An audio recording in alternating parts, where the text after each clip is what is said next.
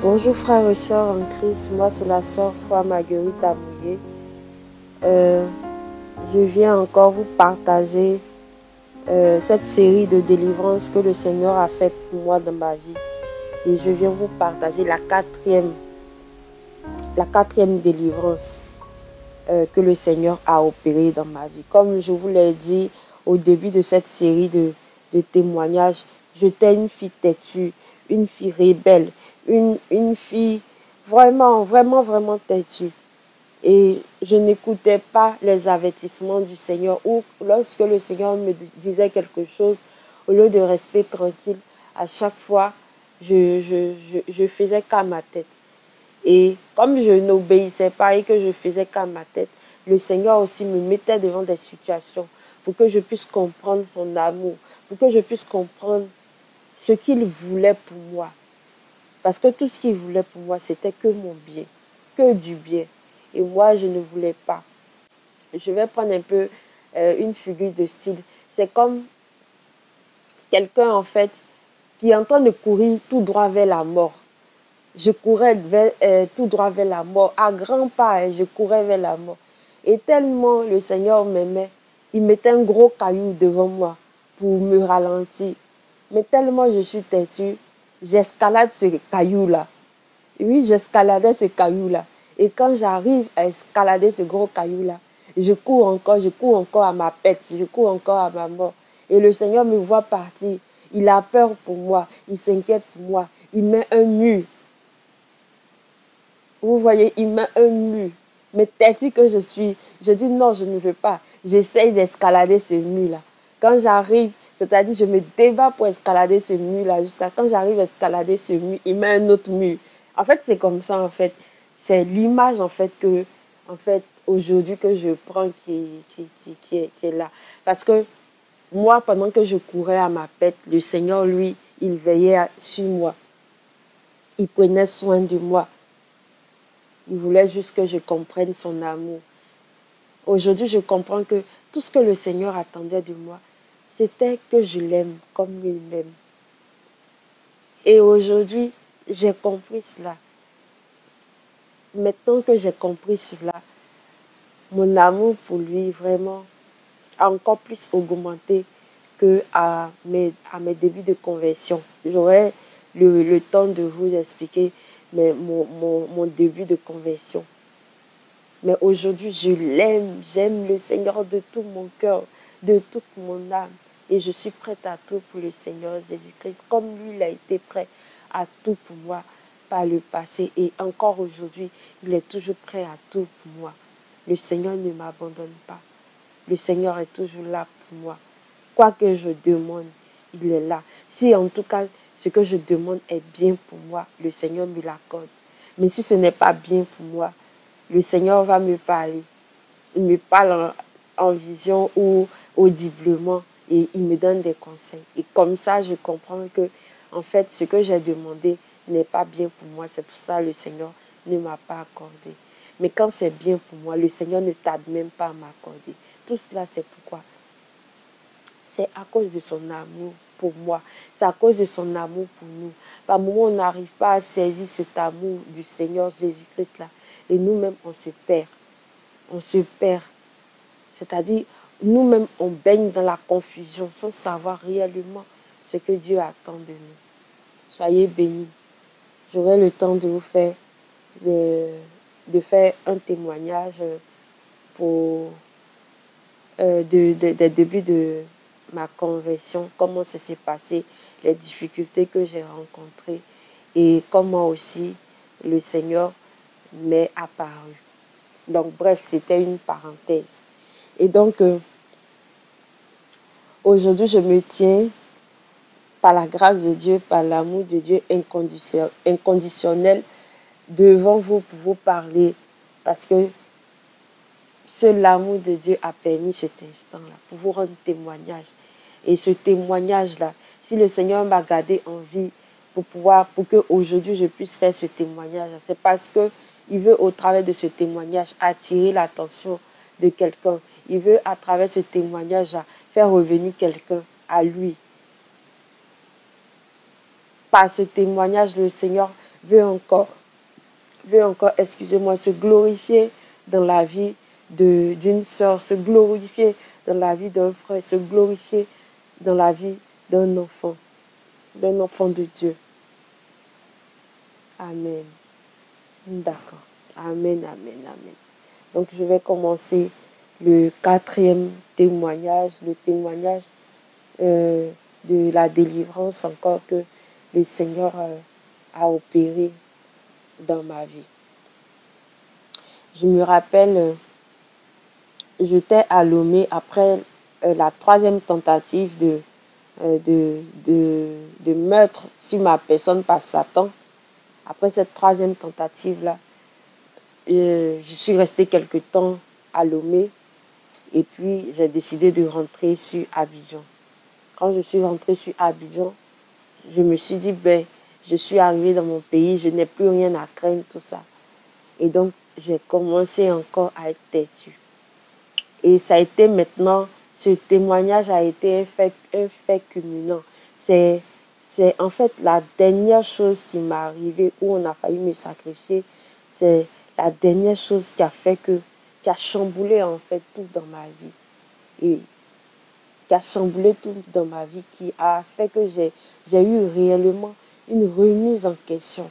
Je me suis assise et puis j'ai réfléchi à toutes les fois où le Seigneur m'a délivré, à toutes les fois où le Seigneur m'a guéri miraculeusement. Et j'ai pesé tout cela sur une balance et j'ai vu que le Seigneur avait trop fait pour moi. Le Seigneur avait bien plus que fait pour moi. Parce que moi, mon témoignage aujourd'hui, toujours quand je dis, le Seigneur a trop fait pour moi. Quand je dis le Seigneur a trop fait pour moi, les gens se plaignent, les gens me disent, mais le Seigneur a nous tous trop fait pour nous. Quand les gens me disent ça, je dis, moi je sais de quoi je parle. Je sais d'où je viens. Je sais d'où le Seigneur m'a tiré. Et je sais toutes les actions que le Seigneur a menées pour moi, toutes les batailles spirituelles que le Seigneur a menées pour moi, rien que pour une seule personne, rien que pour moi. Et donc je lui dois tout, je lui dois mon amour, je lui dois ma vie, je lui dois tout. C'est-à-dire, devant le Seigneur, je ne dois plus avoir de vie. Ma vie doit être étroitement liée à la vie de notre Seigneur Yeshua. Amen. Amen. Donc, excusez-moi pour cette parenthèse. Donc, je disais que je suis revenue sur Abidjan et j'ai repris encore à me balader, à sortir, à boire, à faire des rencontres, tout ça. Et je suis encore tombée sur un ritualiste. Et moi, je ne savais pas que c'était un ritualiste. Il m'avait l'air normal. Et bizarrement, avec lui, avec les autres personnes, du premier coup, je sentais quelque chose, mais avec lui, c'était différent. Avec lui, au départ, je n'ai rien senti, vraiment rien senti. Et cet homme en question m'a même proposé de venir habiter avec lui, tout ça. Et cet homme en question n'est pas marié, il a des enfants, mais il n'est pas marié. Et donc, il m'a dit, viens vivre avec moi, tout ça, je me sens seule dans la maison, tout ça. Et ce monsieur en question avait une grande maison, il vivait dans un duplex. Et donc, je me rappelle que il m'avait demandé, il m'a dit, avant de prendre ta décision pour venir définitivement habiter avec moi, les premières semaines, les premières semaines, tu vas venir dormir à la maison, passer le temps. Et comme ça, au fur et à mesure, tu vas t'habituer à la maison, tu vas t'habituer aux enfants, tout ça. Et puis après, tu vas prendre ta décision de venir vivre ici avec moi parce que la maison est grande et je me sens seule. Donc, j'ai dit, ok, il n'y a pas de souci. Donc, on va faire comme ça. Donc, première nuit, le Seigneur n'a même pas voulu que, en fait, je me mette, en fait, dans cette situation. Quand il a dit ça, j'ai dit, ok. Donc, la première nuit, je suis venue essayer de dormir pour prendre contact avec la maison, tout ça pour pouvoir m'habituer. La première nuit, dans la nuit, j'entends le monsieur qui faisait des cris d'animaux. Et je me souviens que j'avais déjà vécu cela avec un autre ritualiste. J'avais déjà vécu cela avec un autre ritualiste. Et le Seigneur aussi m'ouvrait les yeux, les oreilles spirituelles pour que j'entende, comme je vous l'avais dit dans d'autres vidéos, que mes yeux spirituels et mes oreilles spirituelles, tout était éveillé en même temps. Parce que Dieu l'a voulu depuis mon âge de 5 ans. C'est resté sur moi jusqu'à maintenant. Et donc, je me rappelle cette nuit-là, il faisait des cris d'animaux. Mais cette fois-ci, c'était des cris d'un loup. C'est comme un loup qui est dans la forêt. Et je l'entendais se gratter. Il se grattait. Quand il se grattait, j'entendais les poils d'animaux. Bien aimé, ça faisait peur. Ça faisait peur, bien aimé. Oh, ça faisait peur. Que le sang de Jésus-Christ vous couvre là où vous êtes. Que le sang de Jésus-Christ vous couvre pendant que vous êtes en train d'écouter ce témoignage, afin qu'aucune attaque, aucun esprit démoniaque ne puisse toucher à vos vies au nom puissant de Jésus-Christ. Que la puissance de Jésus-Christ vous protège dans le nom puissant de Jésus-Christ. Donc, je continue. Donc, il avait des cris d'un loup dans la forêt. Il criait. Je ne veux pas imiter ce bruit satanique. Donc, il criait, vous voyez comment les loups hurlent là, c'est comme ça, il hurlait dans la nuit.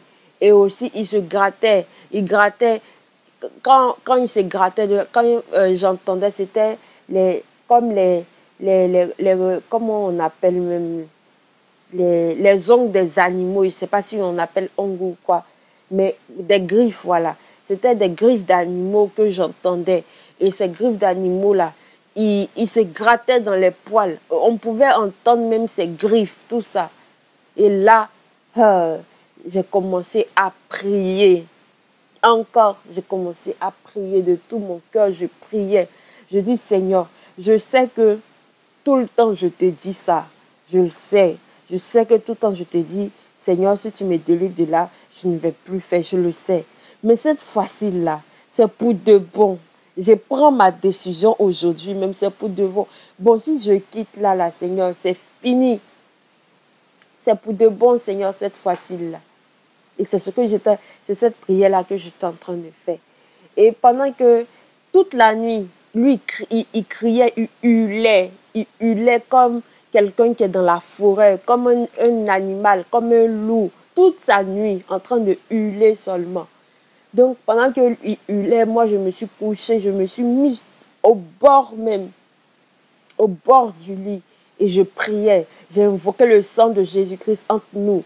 Là où j'étais couchée, il y avait une petite partie qui nous séparait sur le lit. Et c'était un drap blanc. J'ai invoqué le sang de Jésus-Christ. Et puis j'ai prié jusqu'au matin.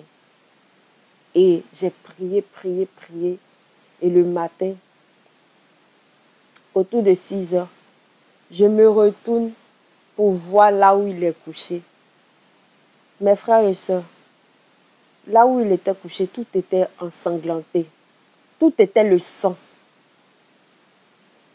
Tout était le sang. C'est comme s'ils avaient versé, ils avaient rempli en fait un seau de sang et puis ils ont versé sur toute sa partie. Là où moi il était couché, tout était blanc. Il n'y avait aucune tache de sang. Mais là, dans sa partie où il était, tout était mouillé, tout était tacheté de sang.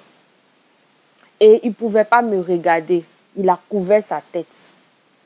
Il a couvert sa tête. Il avait honte de me regarder. Et moi, je me suis réveillée. Je lui ai dit que moi, je veux rentrer. Il me dit non, il faut attendre, on va parler de quelque chose. J'ai dit non, parler de quoi? Il n'y a rien à parler. Moi, je veux rentrer. Il me dit, mais que je ne me sens pas bien ce matin-là. Attends, il était sous le drap. Hein. Il n'a pas pu me regarder. Il a caché sa tête. Il était sous le drap. Il ne pouvait pas me regarder. Et puis, il était en train de me parler ici. Il dit, mais attends, on va finir de parler. J'ai dit, non, moi, je dois partir. Et j'ai pris mes effets. Je n'avais pas même grande chose. Heureusement, je n'avais pas encore envoyé mes effets. J'étais partie avec cela, j'ai pris et je voulais maintenant sortir de sa chambre. Sa chambre, il fallait, c'était comment dirais-je, automatique. Il fallait qu'il me montre le bouton où on appuie pour que sa chambre puisse s'ouvrir automatiquement pour que je puisse en sortir. Donc, quand il m'a montré le bouton automatique, j'ai appuyé, je suis sortie de la chambre. Lui, sa chambre est, comme je vous ai dit, c'était un duplex. Donc, lui, sa chambre est à l'étage. Donc, moi, je suis descendue. J'ai cherché la sortie de sa maison. J'ai vu la servante, je lui ai demandé. Elle m'a indiqué, je suis sortie. Quand je suis sortie là, je tremblais sur moi-même. J'ai commencé à pleurer de toutes mes fautes. C'est là qu'il y a eu le déclic. C'est à partir de là où je me suis dit non. Trop, c'est trop. Ces jours-là, je me suis dit non. Je me suis dit non, Seigneur, trop, c'est trop. Tout le temps. Tout le temps, ils veulent me tuer. Tout le temps. Le diable met des ritualistes sur mon chemin pour pouvoir me faire quelque chose tout le temps. Et maintenant, l'Esprit du Seigneur maintenant me dit que c'est pas comme ça devait se passer. Ça devait se passer autrement. Il était prêt à t'attirer comme ça dans ses fils jusqu'au dernier moment. Et avant maintenant de procéder au sacrifice, avant de te sacrifier. Mais moi, le Seigneur, ton Dieu, qui te protège depuis ton enfance jusqu'à maintenant, qui a scellé cette alliance avec toi, je t'ai révélé en fait qui il est. Je voulais que tu voies de tes yeux parce que toi, ma fille, toi, ma fille, quand je te dis des choses, tu ne m'obéis jamais. Je voulais que tu voies qui il est réellement. Donc, tu as vu sur sa vraie identité. C'est pour cela, ma fille, il avait honte d'enlever le drap pour pouvoir te parler. Donc, je tremblais sur moi. Je tremblais sur moi. Et je suis arrivée à la maison. C'était le dernier déclic. C'est cela qui m'a vraiment secouée. Qui m'a vraiment secouée. Parce que habituellement, quand le Seigneur me délivrait, je n'assistais pas, je ne voyais pas des choses comme ça. Mais le fait que je puisse voir le sang comme ça, et en plus c'était du sang humain qui était versé comme ça, comme si c'était en fait des rituels qu'ils avaient fait la nuit. Et je me posais la question, je me disais, mais comment il a fait pour que tout ce sang-là vienne comme ça, atterrir sur lui comme ça. Même le drap qu'il avait pris pour se couvrir, tout était ensanglanté, le sang était tellement beaucoup que ça avait imbibé même le drap. Ça faisait peur, frère et soeur, en Christ. Si ce n'est pas Dieu qui avait mis son esprit en moi pour me donner toute cette force-là, franchement, tout ce par quoi je suis passée là, je n'allais pas tenir. Le Saint-Esprit avait mis en moi sa force, une force surnaturelle. Une force surnaturelle. Et donc, c'était le dernier déclic pour me réveiller en fait. Ça m'a beaucoup sonné quand je suis arrivée à la maison. Pour m'en remettre, j'ai mis longtemps, j'ai mis au moins 1 mois avant de m'en remettre de cette situation. J'étais comme traumatisée. Et il a fallu l'aide du Seigneur Jésus-Christ pour m'aider à surmonter cela. Et le Seigneur, il est merveilleux. Le Seigneur, il est merveilleux. Et j'ai commencé réellement à prier le Seigneur Jésus-Christ. Et quand je priais le Seigneur Jésus-Christ, comme il avait toujours été là, il venait toujours à ma rencontre. Il fallait une prise de conscience brutale ainsi. À chaque fois, le Seigneur me délivrait. Et je retombais. Mais cette fois-ci, quand il m'a délivré de cela, c'est comme si c'était une prise de conscience très brutale. C'est comme si le Seigneur m'a réveillée. Bouh! Et puis je me suis réveillée de ce grand sommeil-là. Il fallait cela. Il fallait un choc pour pouvoir me réveiller. Et effectivement, ça marchait. Après ce choc-là, je je n'ai plus voulu maintenant fréquenter les hommes. Le fait de vouloir fréquenter les hommes me répugnait. Et surtout les hommes riches. Quand je voyais les hommes riches, ça commençait à me répugner. J'ai commencé à détester l'argent. J'ai commencé à beaucoup détester en fait tout ce qu'on voit comme tout ce qui brille en fait. J'ai commencé tout cela à détester, toutes ces choses matérielles. Ça commençait à me dégoûter. Le Seigneur a mis cela en moi. Le Seigneur a mis ce sentiment-là en moi. Et c'est comme ça, frères et sœurs, le Seigneur a permis à ce que réellement je puisse l'accepter. Et aussi, après cela, j'ai eu en fait la situation de l'AVC où j'ai dit j'étais en train de perdre ma vie. Et j'ai eu à raconter ça dans une vidéo. Et le Seigneur m'a dit, attrape ton âme, remets en toi. J'ai expliqué ça dans l'un des témoignages que vous aurez l'occasion de regarder ce témoignage-là. Et donc, ça s'est enchaîné en fait. Ça s'est enchaîné. Le diable ne voulait pas que je vienne à Dieu. Le diable ne voulait pas que je laisse tout tomber, tout ce qu'il avait à offrir dans le monde de lugubre, de sale, de ténébreux. Il ne voulait pas que je laisse toutes ces choses-là pour venir au Seigneur Jésus-Christ. Mais le Seigneur Dieu n'avait pas encore dit son dernier mot. Le Seigneur Dieu est puissant. Et le Seigneur Dieu m'a arraché dans la main de Satan. Parce que j'étais à lui. Depuis avant même ma naissance, j'étais programmée à lui. Je suis venue dans ce monde par miracle. Et j'étais déjà au Seigneur Jésus-Christ. Donc tout ce que Satan faisait, c'était comme en fait peine perdue. Le Seigneur avait déjà sa marque sur moi. Et donc je bénis le nom du Seigneur aujourd'hui. Si je me tiens pour vous raconter toutes ces choses, c'est pas en fait pour vous faire peur, mais il était temps d'en parler. Toutes ces choses, je les ai vécues et je n'en parle pas.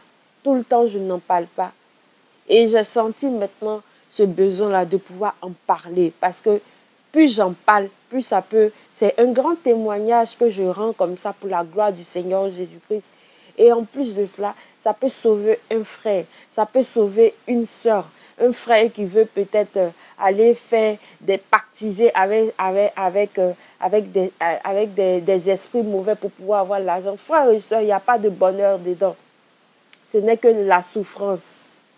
Parce que les matins, tu brilles aux yeux des hommes et la nuit, tu souffres. C'est quel genre de vie cela? C'est quel genre de richesse que tu veux? La paix du cœur, la paix que Jésus te donne, n'est-il pas suffisant à toutes ces choses-là? Tout ce matériel que tu vas accumuler. Tu ne vas pas mourir pour laisser tout cela. Quand tu vas mourir, connais-tu là où tu vas aller? Connais-tu là où tu vas aller? Tous ces biens auxquels tu vas courir là, tu vas finir par les laisser sur la terre. Donc, à quoi te servirait de pouvoir chercher toutes ces choses matérielles, gagner ce monde, si au final, c'est pour perdre la vie? À quoi te sert tout cela? À quoi va te servir toute cette gloire, toute cette domination? Tous ceux qui ont eu la gloire, la domination, tout cela, ils sont où aujourd'hui? On parle de... Ils ont marqué leur temps. Mais ils ont marqué leur temps. C'est pas ça qui est le plus important. Ils ont marqué leur temps et puis après, où sont-ils actuellement? Où sont-ils actuellement? Ma soeur, toi qui veux un mariage, te marier à quelqu'un de riche, ben, tu te maries à quelqu'un de riche, oui, tu t'es marié à quelqu'un de riche. Et après, la vie après dans le foyer, qui va la subir? C'est toi seul qui vas vivre ces choses-là. C'est toi seul qui vas vivre ces choses-là. L'argent qu'on va te donner ne peut pas payer le prix de ton âme. Ton âme est sacrée, ma soeur. Ne regarde pas à tous ces biens matériels. Ne cherche pas à épouser un homme riche forcément. Ne cherche pas à courir après des hommes qui ont l'argent. Ne cherche même pas à courir après des hommes. Reste tranquille. Le Seigneur, quand il sera temps, il va te donner celui qui te convient le mieux selon sa volonté. C'était mon témoignage. Ce n'est pas pour vous faire peur, c'est pour vous exhorter. C'est pour en fait glorifier le Seigneur Jésus-Christ. Parce que le Seigneur Jésus-Christ a fait toutes ces choses-là pour moi. Et ça fait partie de mon témoignage. Même si ça fait peur, ça fait partie de mon témoignage. Et je dois en parler. Je dois en parler pour glorifier Dieu. Je dois témoigner du Seigneur Jésus-Christ. Je dois être reconnaissante envers lui. Merci. Soyez tous bénis dans le nom puissant de Jésus-Christ. Que le Seigneur vous soutienne et que en écoutant cette vidéo, vous n'ayez pas peur, mais que plutôt vous puissiez appeler la présence du Saint-Esprit tous les jours de votre vie. Parce que tous les jours de votre vie, vous êtes confrontés au danger. Le diable, il est là, il rôde, il guette, cherchant quelqu'un à dévorer. C'est écrit dans la Bible. Et le diable connaît les enfants de Dieu. Il nous répète par la lumière du Seigneur Jésus-Christ qui est sur nous. Donc, tu ne dois pas avoir peur de ce témoignage. Bien au contraire, ce témoignage doit te servir d'âme puissante pour pouvoir briser les esprits du mal, pour pouvoir briser les esprits ténébreux qui vont vouloir t'avoir par une ruse, qui vont vouloir te tester, qui vont vouloir s'approcher de toi. Mets cette barrière-là, passe un message, prie pour que le Seigneur même lui-même mette une barrière autour de toi, une barrière de protection. Au nom puissant de Jésus-Christ. Amen. Soyez tous bénis, frères et sœurs, dans le Christ, au nom puissant de Jésus-Christ.